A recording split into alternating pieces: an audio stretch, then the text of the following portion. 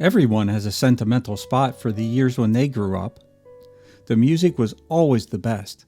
The movies and TV shows were the greatest. And of course, the Christmas season was the best time of year.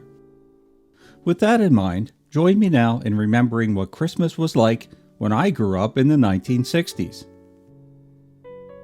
I was born in 1954, so most of my vivid Christmas memories are from the early 1960s.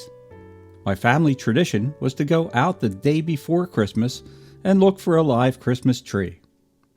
We'd bring it home, place it in its stand, fill the stand with water, and then get the Christmas tree ornaments ready. We didn't decorate the tree the day after Thanksgiving. We waited until Christmas Eve, and the whole family was involved. Many of the ornaments were handmade using colorful paper and a little imagination. After we placed the ornaments, we'd string up the lights. They weren't these cute little twinkling lights like we have today. They were these huge, colorful bulbs that would get very hot after a while, so it was very important not to leave them on overnight. Hot lights and a real tree aren't a good combination. Once the bulbs were strung, we'd finish up with silver tinsel that would hang from the branches, and then hang candy canes as an extra sugary decoration. In our neighborhood, children would get together and walk around singing Christmas carols, adding to the mood. They didn't ask for money, but sometimes people would give them treats or invite them in for hot cocoa on a cold winter's night. There weren't any presents under our tree on Christmas Eve. That's because the presents were being delivered by Santa Claus.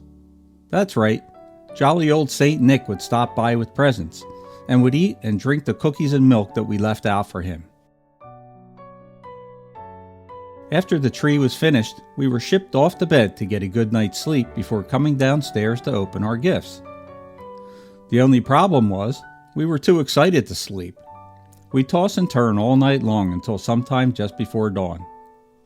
Then we'd get up and look down the stairs to see if Santa had been there and dropped off our presents. We'd pester our parents until they brought us downstairs and sit with us as we opened up all of our gifts, throwing the torn wrapping paper all over the floor like confetti as our parents neatly gathered it up and put it in a bag. One of the first toys I can remember getting was called Mr. Machine. Mr. Machine was a mechanical man with a top hat who looked like a robot. At the back of the body was a big wind-up key. When the toy was wound up, it would walk by swinging its arms and ringing a bell on its front over and over again. Here he comes, greatest toy you've ever seen, and his name is Mr. Machine. But that toy was topped the next year by the incredible Robot Commando. Ideal's Robot Commando is here to help you. He's your one-man army. Robot Commando stood a whopping 19 inches tall and had a remote control that was tethered to the toy by a wire. You could do different things like making the robot walk or turn. You could hurl missiles out of its arms or fire a rocket from a spring-loaded launcher in its head. And then there were those creepy spiral eyes that would rotate as it moved. It was everything a young boy could want for Christmas. But the toys didn't have to be high-tech to be fun. Who walks the stair without a care and makes the happiest sound. Bounce up and down just like a clown. Everyone knows it's Linky. I played for hours on end with Silly Putty, pressing it into the comic section of the Sunday paper to see the color imprint of the comic on the putty. Marbles and pickup sticks were also a big thing. Imagine entertaining a child without an iPad. My brother, who was older than me, got a Lionel Train set for Christmas one year, and he and my dad would set up a platform for the trains every year after that. They would decorate the platform with tiny houses, making it look like a little town that the train would pass through. In many ways, Christmas in the 1960s seemed less about giving gifts and more about family gatherings than it is today. Not that it wasn't great to unwrap those presents under the tree. There didn't exist the many tech toys like iPads and smart TVs that exist today. Television, for example, was still mostly just black and white. The most technical gift I ever received was a much treasured handheld transistor radio that I would place under my pillow at night and listen to the local top 40 AM radio station as I went to sleep. My favorite song of the day was Alvin and the Chipmunks' Christmas song. We also had the first showings of all-time classic Christmas cartoons, like Rudolph the Red-Nosed Reindeer in 1964, featuring great stop-motion animation and narrated by famous folk singer Burl Ives. The very next year came A Charlie Brown Christmas. We didn't have a color TV yet, but I didn't care. I was used to watching black and white, so none of that mattered.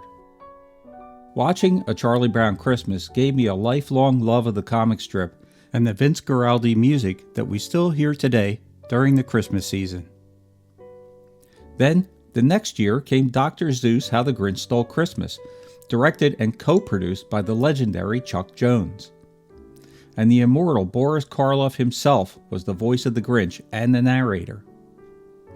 What a great decade to be a kid. Of course, we also had the movie Santa Claus Conquers the Martians, but that's a story for another day. And let's not forget those Christmas stockings hung by the chimney with care. Well, we didn't have a chimney, but we did have a fake fireplace, so the stockings were hung on the mantel by the fireplace. After all the presents under the tree were opened, we still found some little treats inside the stockings. I never got a Red Ryder BB gun for Christmas, but I didn't even know they existed at the time. Finally, Christmas means many things to many people, as the spirit of Christmas is more of a state of mind than an actual season. Share this Christmas time with someone you love and cherish the time that you have together. Make it a time to reflect on your past, treasure the present, and make plans for the future. With hope, love, and a little kindness, maybe all of your dreams will come true. Share with me your favorite Christmas traditions in the comments below. This is Rich from Rerun Zone wishing everyone a very Merry Christmas.